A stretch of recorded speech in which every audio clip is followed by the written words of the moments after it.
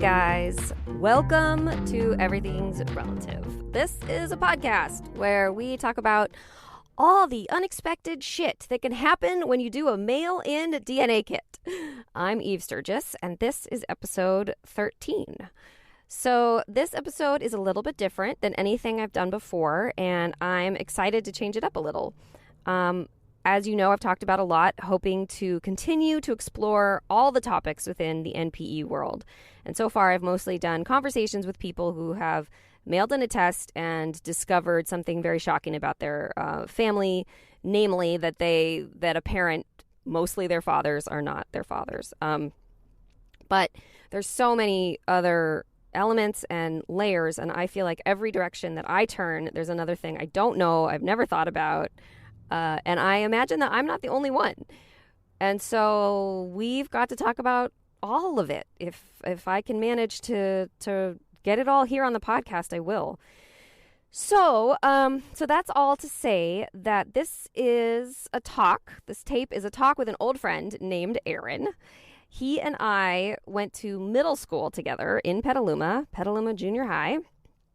And then he moved away. And I never saw or heard from him again. And then he listens to my podcast, and he reached out and said, "Hey, I work with genealogists for a living, and as an archivist, and I have some thoughts about all of this. So let's talk." And I was like, "Yes, definitely, let's talk."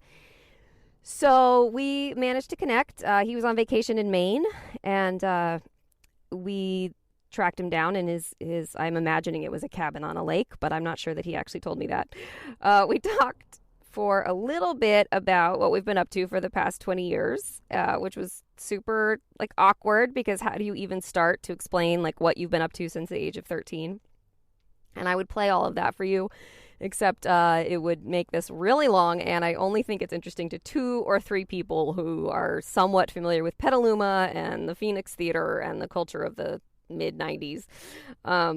So I've saved you from that. But he's come on to talk about his experiences and who he's met and who he's helped with genealogy projects. And we talk about who the people are that are interested in family history. And I know you've heard me say on here that I don't quite relate to the interest in family trees that people have, that sort of motivate or provoke this whole experience for so many people.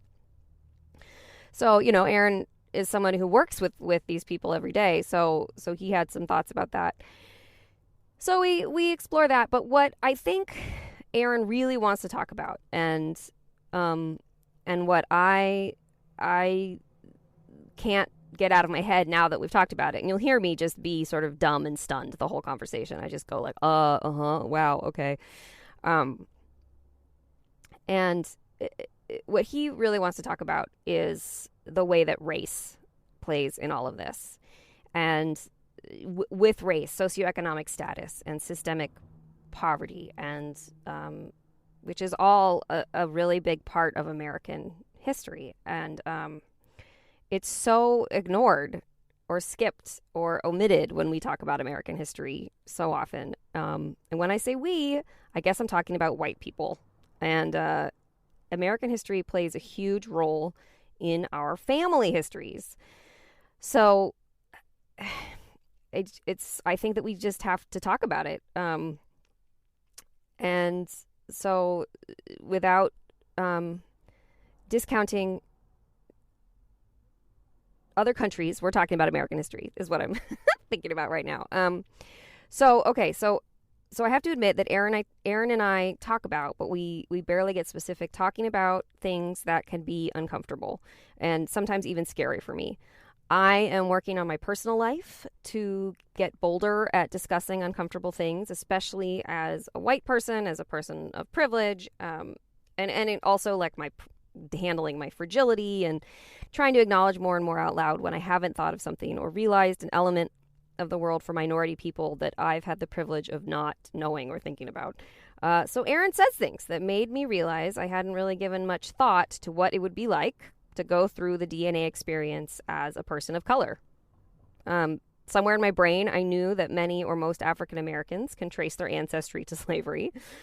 And by default, I guess I knew that lots of white ancestry leads to slave ownership. but I hadn't ever taken the time to think about what that meant or how different the exploration of a history can be for people uh, from different walks of life or for people who come from huge cultural traumas. We talk about the Holocaust and about slavery, and I imagine a lot of what I'm talking about applies to other minority peoples and other cultural traumas and experiences and populations of diaspora.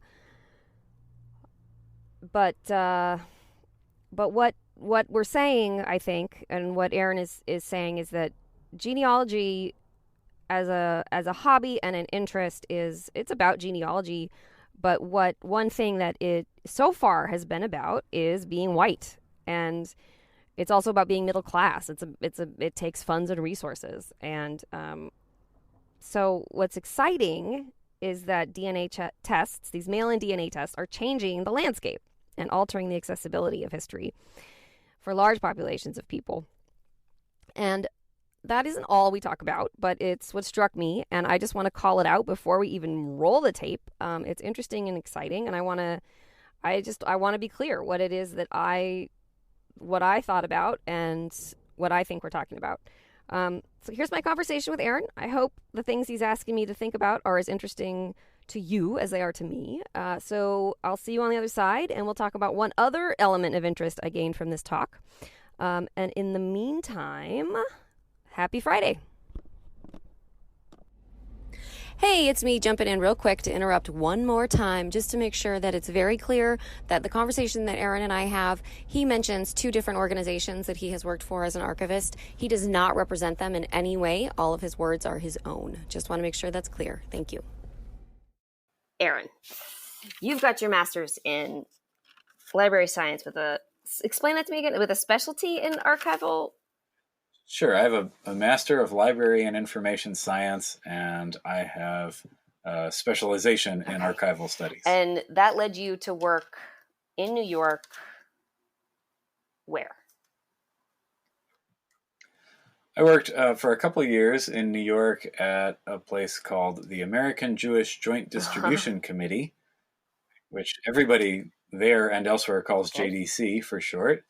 And JDC was this aid organization founded around World War I to help Jewish refugees from that conflict. And of course, World War I was not just in Europe. It kind of stretched into the present day, Middle East and North Africa, where there were Jewish communities.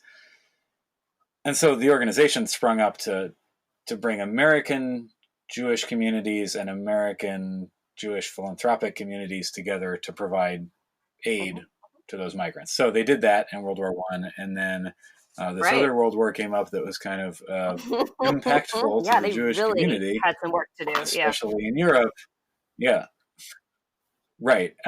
So what I did there, for the most part, was processing archival records of mostly the immediately post World War II era.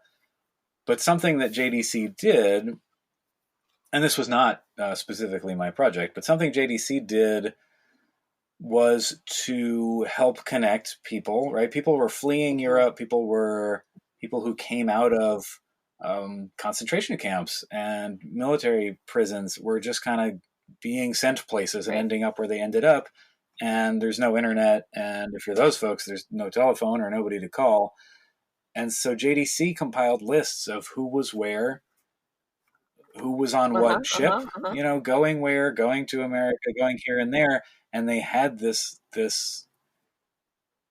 ability to help families connect back to each other after World War II, help survivors connect with their families. And those lists have lived on, the physical lists and the physical passenger lists and the kind of ID cards for different people that came in contact with JDC.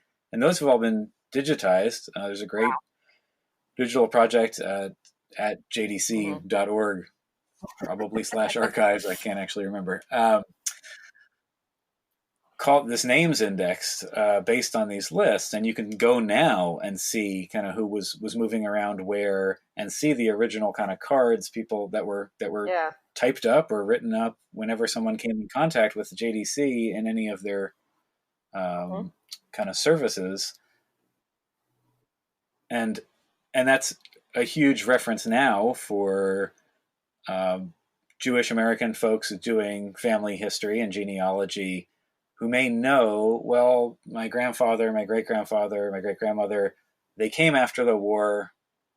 I know they showed up in New York, or they showed up in Baltimore, wherever they showed up, and I don't really know. They didn't tell stories, or they died before I was born, or whatever. But you can figure out, when they showed up and who else from the family might have come and things like that.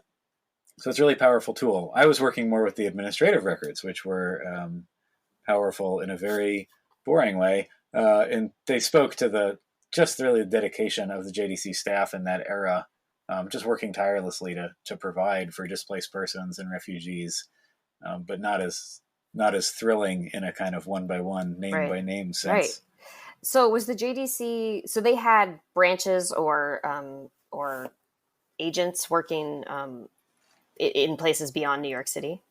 Yeah, absolutely. So, and I should say it's currently still active as an international aid organization. It is less, it's non-denominational now, basically. They do all kinds of aid around the world to Jewish communities and to other communities. But no, I mean, during World War II, after World War II, there were offices everywhere. And there were, agents makes it sound like sort of kind of spy thriller thing, but they had employees or what we would now call, I don't know what we would call them, program coordinators. That's my job title now.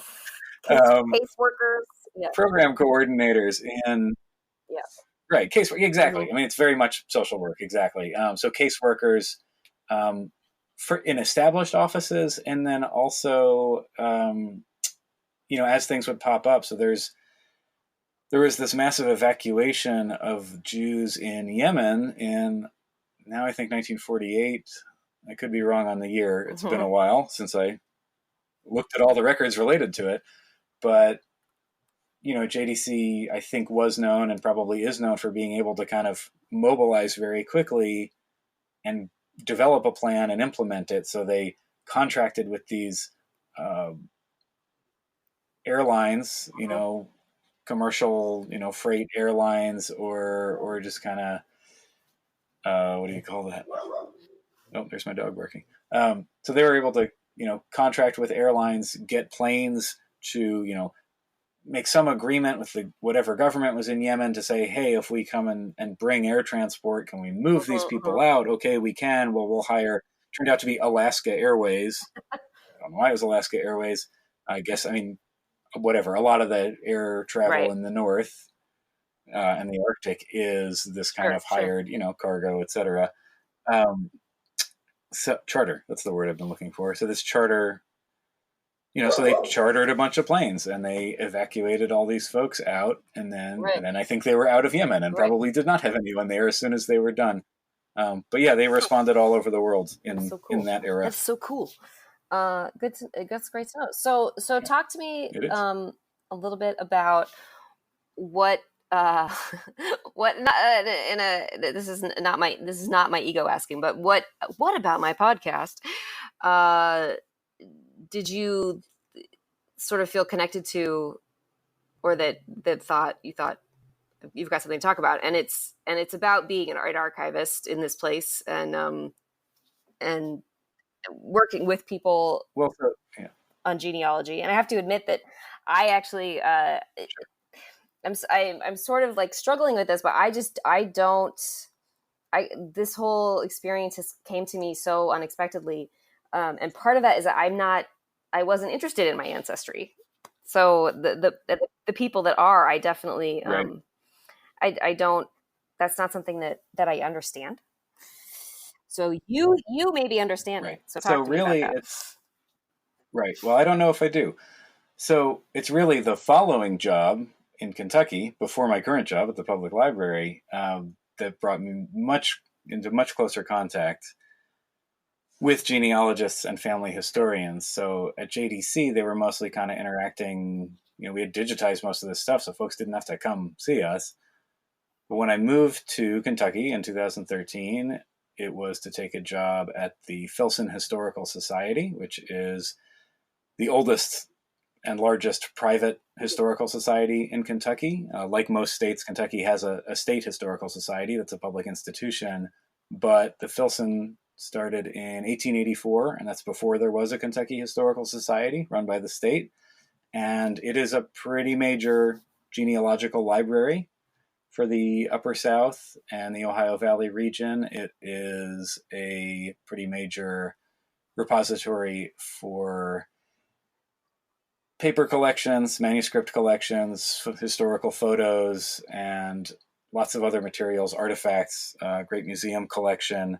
And again, I want to clarify, I don't work there anymore. I worked there for about 5 years, and I worked in a department that was partially about archives and manuscripts and cataloging, and partially was about a public-facing reference services for our researchers. And those researchers were academics and academic historians and people coming to look at our collections for whatever extremely obtuse academic purpose. And I say that with love. I mean, there would be really, really bizarre requests that were fascinating. But the other large part of the Filson's patron group or researcher group are genealogists and family historians. And that was new for me too.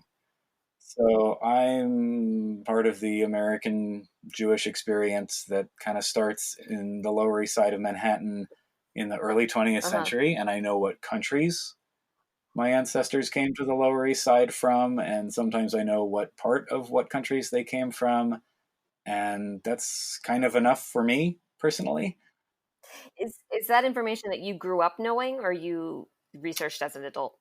Yeah, no, I mean, stories were there in my family, and I knew that I had German ancestors and Russian ancestors and Hungarian ancestors. And again, I think the specifics of that were less interesting to me, and maybe it's because I grew up in New York, not far from New York City, but to me, kind of history begins in that immigrant experience of the Lower East Side of Manhattan, turn of the century. That is my grandparents. My grandparents were, well, all but one were the children of immigrants. One was an immigrant. And that's where they grew up, there in Brooklyn. And their experience to me, I think, was kind of the beginning of time as far as my family was concerned. And that's not because nobody would talk about the war. And my family absolutely lost family members in the Holocaust. Again, directly, my direct family had come over in the teens, mostly, even before and after World War I. But that just seemed like where history began to me, and it still kind of does. I mean, I'm interested in the European Jewish experience. I'm interested in European history, and I'm interested in American history. But it wasn't something. Finding my seventh great grandfather on whichever side was not something I even realized people did, because I was coming in at the Filson, I was coming in as an archivist, and I was coming in to catalog materials and preserve historic film. They have some really neat amateur film from even the 20s and then the 30s and 40s. And then here I was put at this reference desk and was asked to, serve folks working on their family history and genealogy. And Kentucky has a long history. I have a friend whose his brother is I believe the 8th generation to live in their family house, their family homestead in Louisville. I mean, it was, when it was built, it was farmland and woods, and it's now part of suburban Louisville. But people have been in the same place for 8 generations, which to me, again, just based on my experience, is kind of dumbfounding. I imagine your family hasn't been in California for 8 generations, because not a lot of white people have been.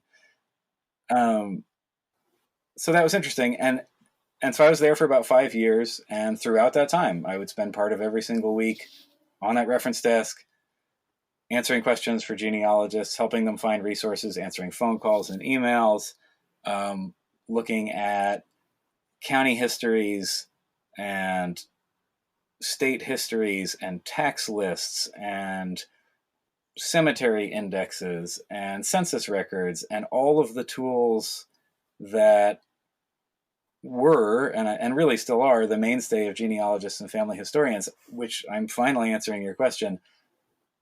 What I heard in your podcast was this kind of interesting, the genetic part of genealogy has definitely, it's become a big factor in genealogy and family history.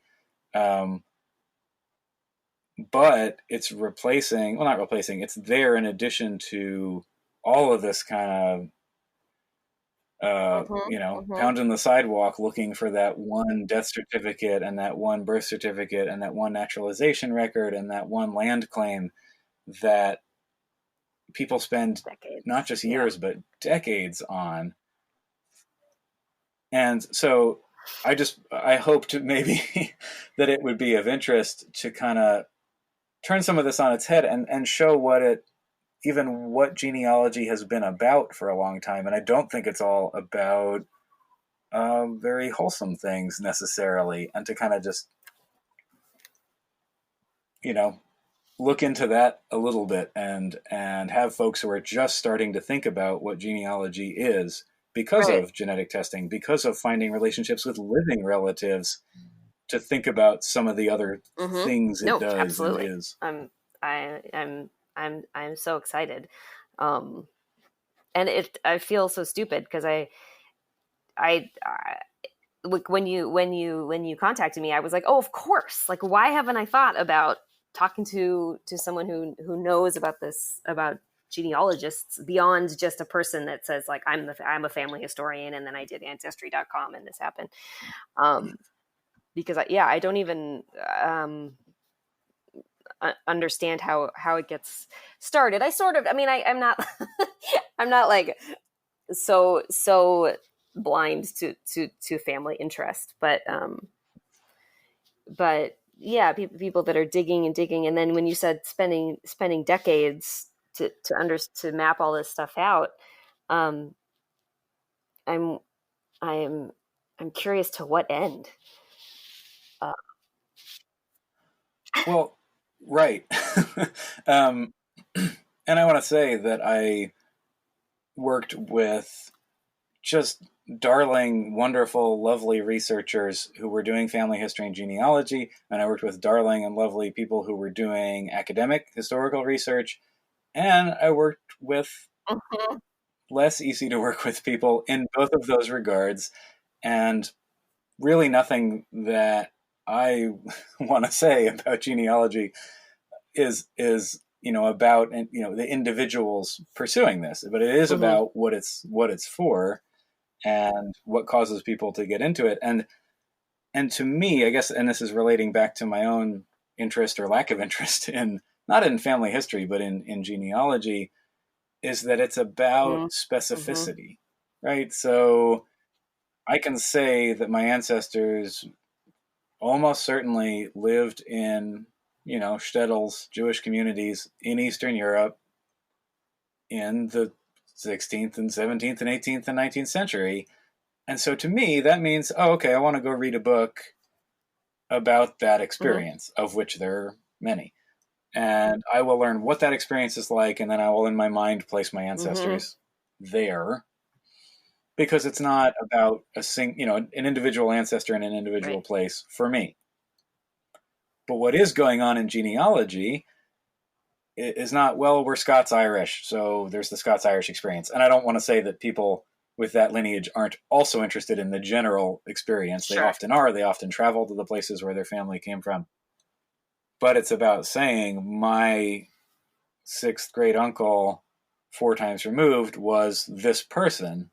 And the kind of, a pretty inevitable place for that to go. Not all genealogists, I think, were looking for this, but a pretty inevitable place for it to go is that my sixth great uncle 4 times removed was King Edward or King James or like royal, royal, important. Royal, important, right? Well, yeah, royal. So there are lineage societies, right? Lineage societies, which the example people probably know in America are the Daughters of the American Revolution and the Sons of the American Revolution. There are whole constellations of lineage societies, the Mayflower Society, and when you get back across the ocean to especially England, but other countries as well. You have these lineage societies saying, well, we are all the people Right. descended from this monarch or this family. And, I think it's fine for people to take pride in that. For me personally, it comes up against kind of um, just this difference in how I see history and kind of your own place in it, because many people who came in to do research were descendants of Mm-hmm. people who fought in the Civil War. And as often as not, you would be descended from people who fought on both sides Mm-hmm. of the Civil War. That's not at all unusual. And I'm not saying anyone expressed any, particular preference for either side, but it, nonetheless, I guess what's important to me when looking at history, it's neat to be related to Ulysses S. Grant, but at the same time, you neither, Mm. or Sherman, I guess would be a better example. So, um, by today's standards, Sherman was a war criminal, right? His march to the sea kind of really bringing the war to Right. civilians all across the South. And if you are descended from Sherman, I guess my point would be that I would not hold you responsible for Right. what he did that would now be called war crimes. And I also wouldn't credit you for his Mm-hmm. ingenuity, if that's what that was, and a creative way of waging war that was very effective for the Union. So the personal relationship to history is an interesting concept that I think operates differently Mm-hmm. Mm-hmm. for different people.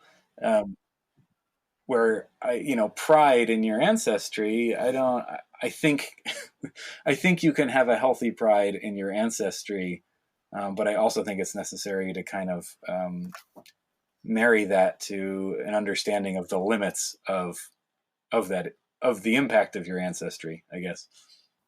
So so in your position, were there was people that were coming in just looking for their own just like private citizens coming in looking with everybody else. Yeah. Right, right, for the most part, and there's something really important that I want to say about that, which is that for the most part, It was individuals with time on their hands, often retirees, but that requires being able to retire. And it's also very often people who can travel. The Filson had in-person researchers and does now from all over the world, and that might be the most distant visitors are probably academic researchers. We had researchers from Scotland and from China and from Germany and from all across the U.S. and from Canada, and that's not so unusual for a researcher to be on sabbatical or coming for a conference and doing research where they are that's relevant to their topic. But many genealogists too were coming from certainly around the U.S. and sometimes beyond, and so you have to have the ability to do that. And then world's more important, and I think really related to what I think you're interested in, is that in order to do genealogy or family history Mm-hmm. Mm-hmm. the paper way, I mean the research way, Right. you have to have been documented. So, and I kind of do, but I don't mean that immediately in the sense of Mm-hmm. documented or undocumented like immigration, although same thing. Uh, but you have to be somebody who your ancestor has to have left a trace on paper, and your ancestor has to have left a trace that has a first name and a last name and a location. And so the largest part of that in North America in the 18th and 19th century is Right. white people, Mm-hmm. male people, Mm-hmm. landowners especially. And it's harder to do genealogy Right. of women. It's certainly harder to do Mm-hmm. genealogy of non-white people, Right. especially black people in the United States before and after the Civil War. It is in some cases possible to use the records of slave owners to do genealogy for Black families. That was one of the most fascinating and interesting and to me personally meaningful things that I was able to do while performing that kind of reference service was to work with Black family. Yeah, that was going to be the question, is how did that feel? Yeah. Right. So Black family historians obviously hit a roadblock because their ancestor probably only had a first name. The way that we find names of people before they were on censuses is in the records of these families. The historical societies across the South have family records, family manuscript collections, and you would have wills and estates and tax inventories, and human beings, slaves, right. were taxable property. They were, right, they could be willed to other people. So you'll be looking at a will and it'll say, the furniture and the livestock and the carts and, three men ages, 19, 20, and 25, and two women ages 17 and 33, and two children ages 7 and 9. Mm-hmm. And they have a value assigned to them. That is sobering. Yeah. Forget, my experience. The more important experience is the experience of that mm-hmm. Black genealogist or Black family historian. Right. But I don't know what their experience was. My experience was that I went from JDC in New York, where my daily existence was looking at records of an organization trying mm-hmm. to deal with the aftermath of the Holocaust, and traded that for, I should say the Filson has collections stretching right into the 21st century and going all the way back to the 17th century at least. But most of the, a lot of the research was mm-hmm. Mm-hmm. antebellum Kentucky, which was a slave state. So, part of the experience was to find, a slip of paper that's a name and a dollar amount, and it's signed by the owner or both the former owner and the next owner of this person. And that's not a lot to go on for a genealogist, to get back to the point here of finding your family and where you came from.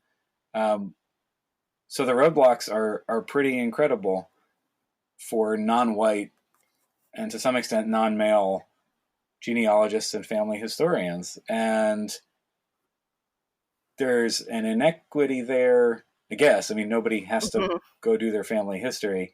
But this is where something like genetic testing, when you have a large enough data set, right. comes in and really allows. I know that Black people interested in this kind of history are going to genetic tests to find out more about where, for right. instance, in Africa, their ancestors might have come from, if their ancestors were slaves in Africa.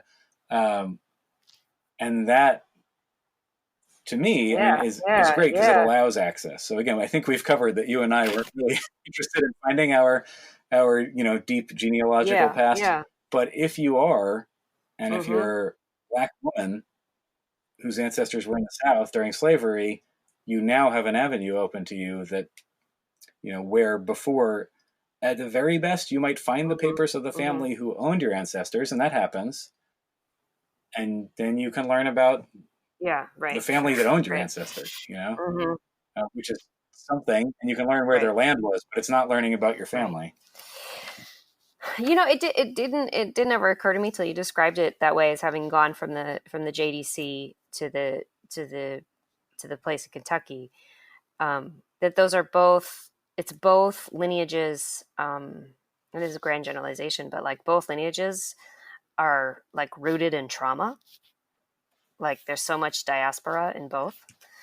And I'm suddenly wondering if there's something to people's need to organize data in order to process trauma. I'm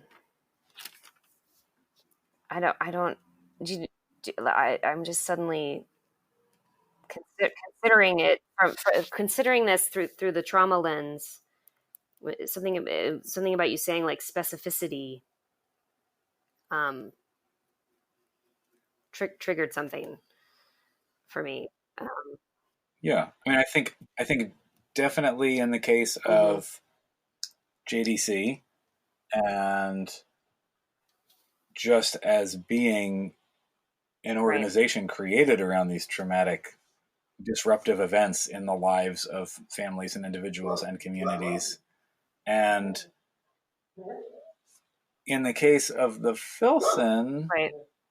it's a little hard to say. I mean, I want to say that, I mean, the Filson continues to have a really incredible staff and a mission that is ever growing in its scope in terms of who it documents. I'm not, I mean, in 1884, it was Mm-hmm. founded by a group of white men, older, well to do white men, and that's what it was about at the time. That's not what the Filson is about now. But I do think, at least in the founding sense, less so in the case of the Filson. But in the case of white or black genealogists, yeah, absolutely, I can see that, and people, yeah, needing to gather this information and organize it probably Right. fills some need to do that and create order. It's something I will say that I perhaps shouldn't. Um, I just, there are definitely people I experienced, people coming to look for their family histories, bringing bringing a kind of full lens of the implications Mm-hmm. Mm-hmm. Mm-hmm. of their histories to it, and people who seemed not to be. And I don't know, I don't they were there to get information. I don't know what they Right. thought about Right. their research when they got home, but it definitely seemed like there was a spectrum of concern or interest. And you know what, the slaveholder in Virginia might just be a stepping stone on the way back to Right. King Charles. So Mm-hmm. maybe it doesn't weigh on your mind. um, and there were definitely people, for whom it did matter. And in fact, finding out, what kind of implication their family had in slavery was an important step for Mm-hmm. them, and they wanted to directly address it. So Yeah. I think there's a whole spectrum for that in family history and Yeah. genealogy. That's so. Yeah. Yeah. Yeah. Absolutely. Um. That makes sense to me. Um. And my brain. Sorry. My. Now I'm feeling so blown away that I'm almost speechless. But at least at some of these ideas. But I'm sure you're not blown away by Me too. having a I'm 7 week also old, yeah. I'm which would also also yeah. be a Sure, totally acceptable sure. I'm reason. tired. Um. So I don't know the last time I took a shower. Uh. But I don't either, but it's because I'm on what? vacation. Okay. So do you know? Just out of curiosity, do you know if you do end up being a descendant of somebody important? Um, is the primary purpose just a family pride? And then I know you can be a part of the group of like the Daughters of the American Revolution, but does that do you get anything, or is it as far as you know pride more than anything? Like you just get to be in the club. I think an Mm-hmm. extremely small number of circumstances, and I definitely had researchers coming because of kind of family estate questions, or having to do with how land Sure. was partitioned. But that, first of all, the farther you go back, the less Mm-hmm. likely that is to bear any fruit. And I don't think that's the motivation for most folks. I think there's a lot of pride Mm-hmm. involved Mm-hmm. in being able to join the lineage societies. And the way a lot of lineage societies work is that you prepare your application and you document everything to the best of your ability and you send it in, and then their in-house Mm-hmm. genealogists see if it all adds up. And so there's a challenge Right. aspect. I think there's a kind of a reward aspect. So having correctly and adequately documented yourself to be a descendant of someone who fought in the revolution Yeah. um, Totally. is a big task. And I think the reward is in having. I think the reward is Mm-hmm. having external Mm-hmm. validation. That's kind of the instant reward. of the lineage societies, but they also have, they have annual meetings and they have get-togethers and they have, it's a very, as far as I can tell, convivial and it's a congenial community thing. You kind of join a club. Right. Right. And again, a community with some very noticeable limits. I mean, they make those limits very obvious, Right. by being the stated structure of the community. But it's also, I mean, I will say, I can be critical of that, but I can also say from people I have known involved in them that it is not the only thing that those people are involved in their lives. So I think it would be unfair to say that they exist solely to exclude anyone who doesn't meet some criteria in their life.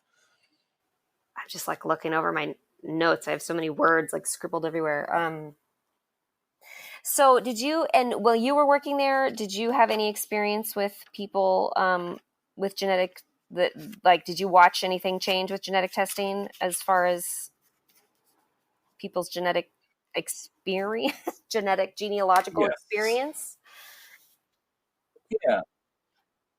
So yeah, I mean, the Historical Society was not, directly involved in genetic testing in any way. I wonder about ways researchers might, historians might use that data eventually. But what I would hear and see would be genealogists and family historians talking about it, discussing how it had impacted their research, because it can be a powerful tool for confirming things, So really what that's about is it's kind of saying, well, Ancestry DNA or 23andMe says I'm related to this other person who's already in this lineage society. And I think my paperwork lines up with theirs. And this is a good confirmation that it probably is right. I should say I have no idea how each or any of the lineage societies look at genetic testing, or if they do at all when they look at kind of admissions or however it works. But it was definitely a topic of conversation in the reading room of, hey, this really helped me confirm, and it told me that I should keep looking up this alley and not down this alley. And then the flip side of that is that if you have a genetic test and you've been hunting in Scotland and been hunting in Kentucky and back to Virginia and back to Scotland or England, and it looks like you are mostly Central European, then something's up. And this, of course, this kind of in the most headline attracting way leads to things like some of your interviews with people where something really comes up that was unknown or that was hidden or couldn't possibly go along with the stories that a person has been told. I have not heard anything like that. I've heard more subtle, well, if I'm 75% out of Eastern Europe, then it really couldn't be all of these ancestors in England or Northern Europe or wherever. So maybe one thread of this is accurate. Did you find like if genealogists ran into that kind of thing once their research was combined with DNA results, is that exciting because it means your research changes a different direction, or is it devastating, or does it just case by case basis because you've done all this research and it turns out you were wrong? I think it's case by case, and I think another part of the concern that relates to that was the idea that it would be, because like with all new technologies, people people have ideas about it and they don't quite know how it works until they go look and they find out. But the idea that the hundreds and hundreds of hours spent might be replaced by a cheek swab, right? And that's not the case. It's certainly not the case yet. But that was part of the kind of hubbub as well that I certainly experienced, was even a little kind of blowback of, oh, these people think they can just do a cheek swab and they're going to learn anything. But I know, because I've been to the county courthouse in 45 of Kentucky's 120 counties, and I'm going to go to the rest of them. and I'm going to know. And there's something, from a kind of historian researcher perspective, there's something to that. And I think, it's hard I can't look down upon the legwork that I have seen genealogists do, and the doggedness in pursuing things. But I think overall it has mostly moved to, this can be a tool, this can help confirm things. That will be exciting if it confirms something that I've been looking to confirm for a long time. And I did not see any. I don't think I was ever present when someone, got the email notification on their phone and opened it and found out that they're right. You just, you Irish and not Scottish or something. Sure, you haven't been present. I didn't witness that in person for the biggest surprise. Yeah, right. The reveal. Cool. Right. This is so much to think about. Thank you so much.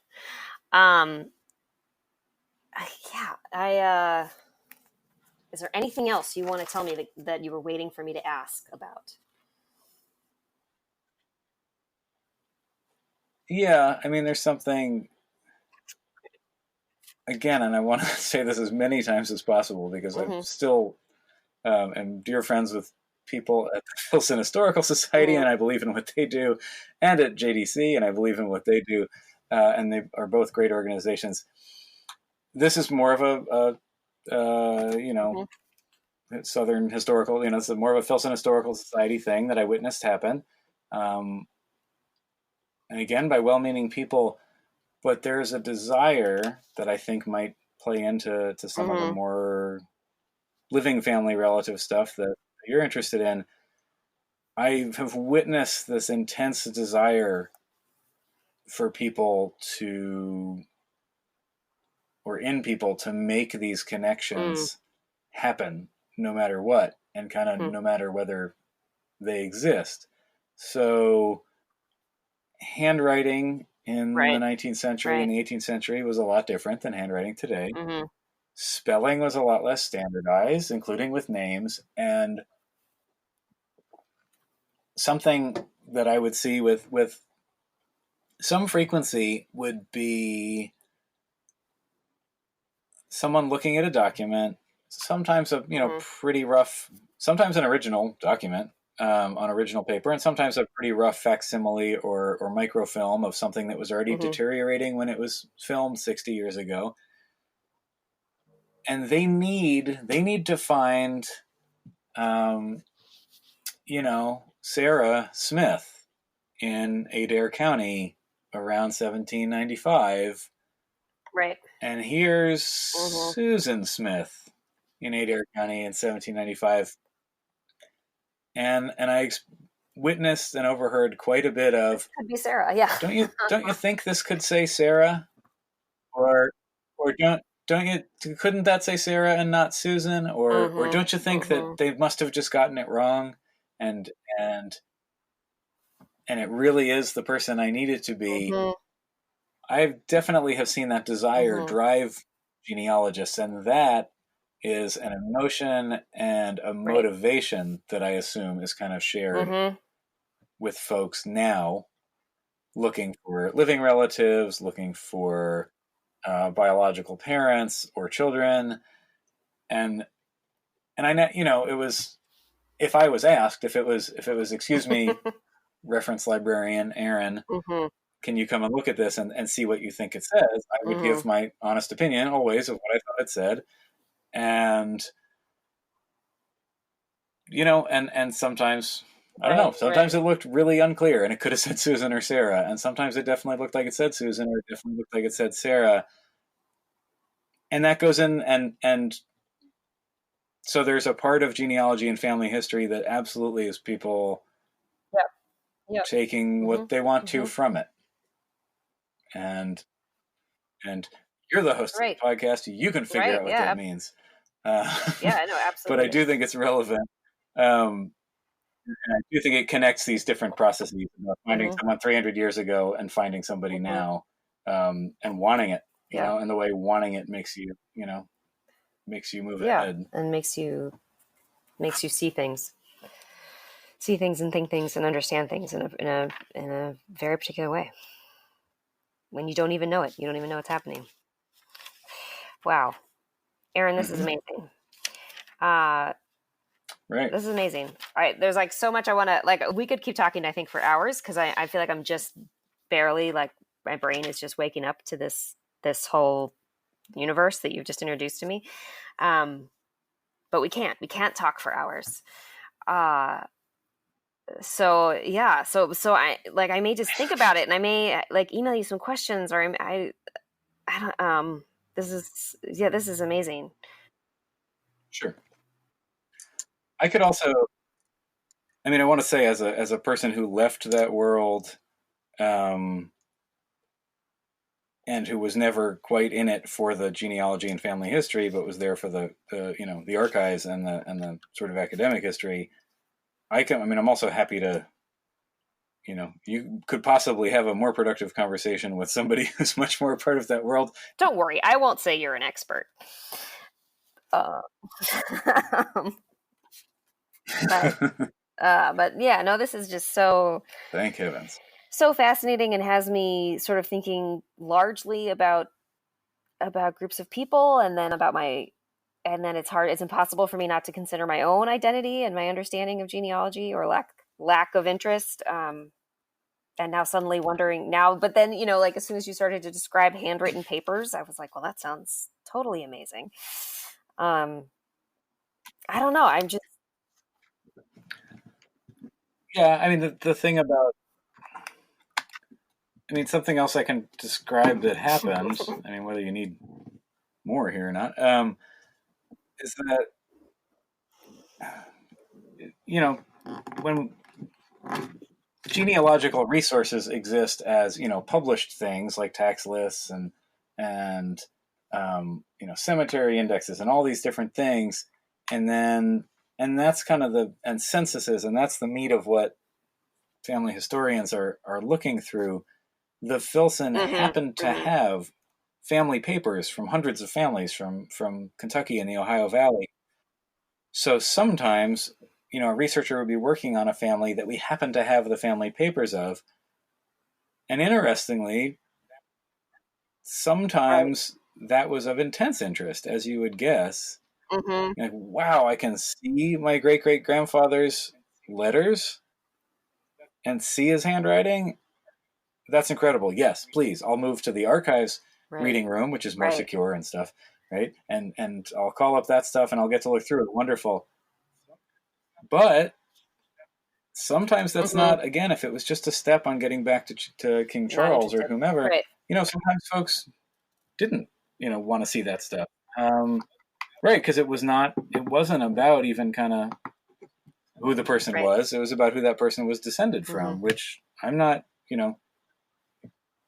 I'm not judging that. I witnessed both. And I think for me, I would have been delighted to see that human aspect of my ancestor. Yeah. But that's just me. So interesting to learn about what different people are interested in, for lack of a more articulate way of saying it. This was it was informational, but it sort of tipped into me thinking about a lot of bigger things, than a lot of more emotional things. So thank you. And I'm so glad we did this. Yeah. If it's only informational and helpful to help think about other things, great. Yeah, that's fine. Absolutely. I'm glad that it could be of interest. So I'm just going to keep saying thank you over and over again. If anything keeps you up in the middle of the night, or wakes you up in the middle of the night, that you want to change or amend or edit out, just send me a message, and I'm going to, this will be edited just a little bit, for clarity and stuff. But I don't know, I'll be in touch. I'll let you know when this is coming. It'll be pretty soon. Thank you so much. Okay. All right, Aaron. Maybe cool. I'll talk to you again in less than 26 years. No 24 years. 26 years. I hope so. All right. Thank you so much. Have a wonderful day. All right. Bye. Yeah. Bye. Hello, I'm back. It's Eve, episode 13. We just listened to Aaron. There is this one review on iTunes where I'm assuming it's a woman because she's put her name. She does not like the way that I podcast. And one of the things she doesn't like is when I sort of disclaim or explain technical glitches or my breathing problems. She doesn't like my style. She would like things to be a little more produced and polished. So I'm sorry, but I'm doing it again. I'm going to talk a little bit fast because my battery's running low, okay? So I'm sorry to that lady.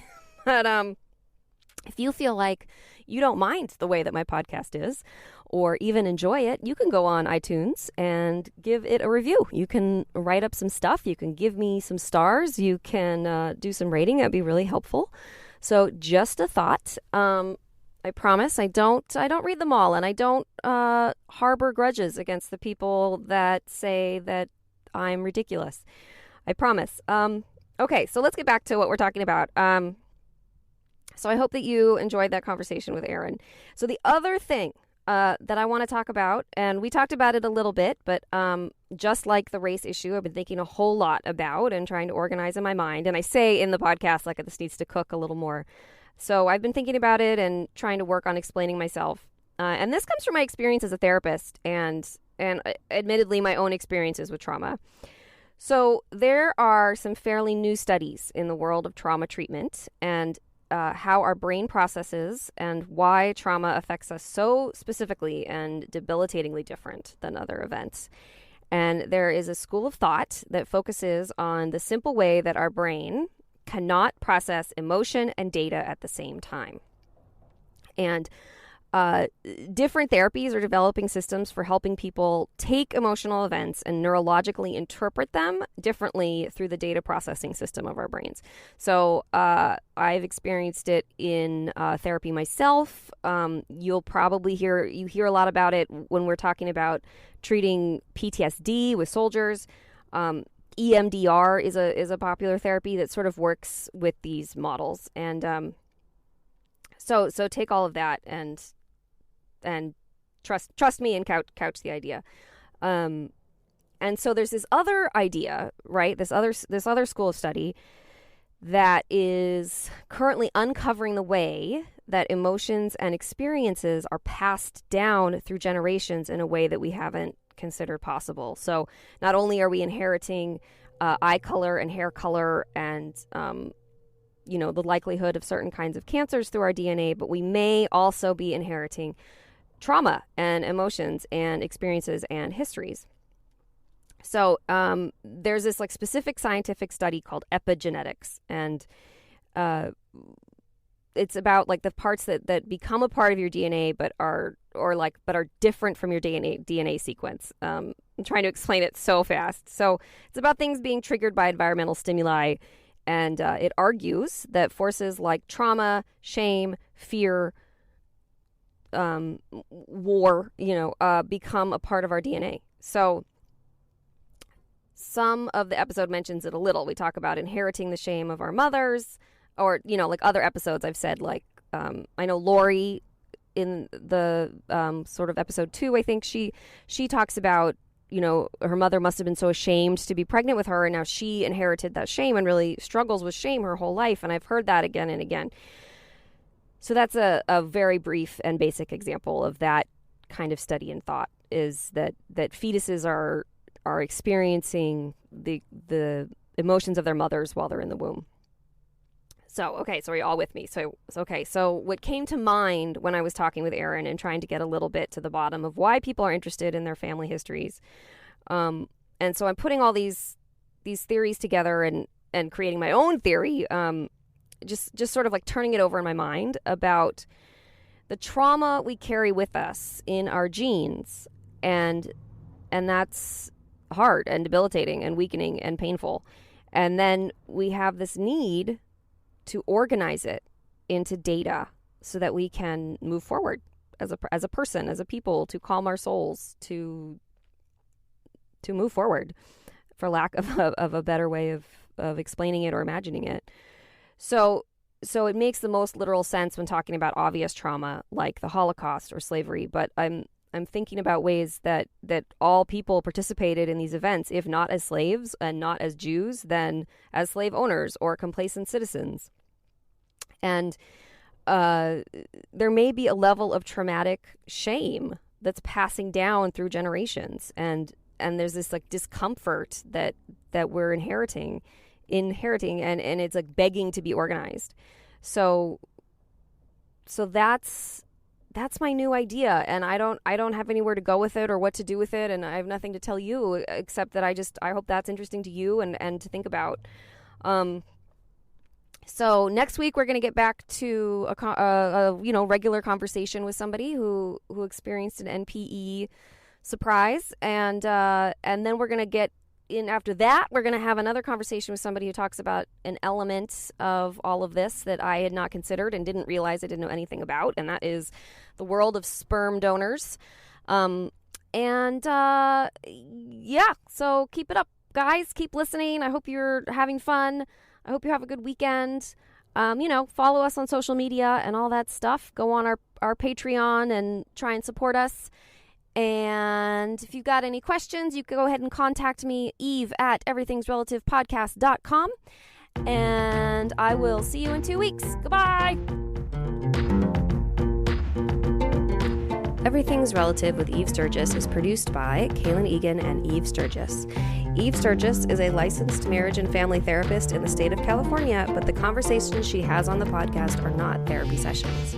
Logo design by Ivy McNally and music used with permission by Goodbye the Band.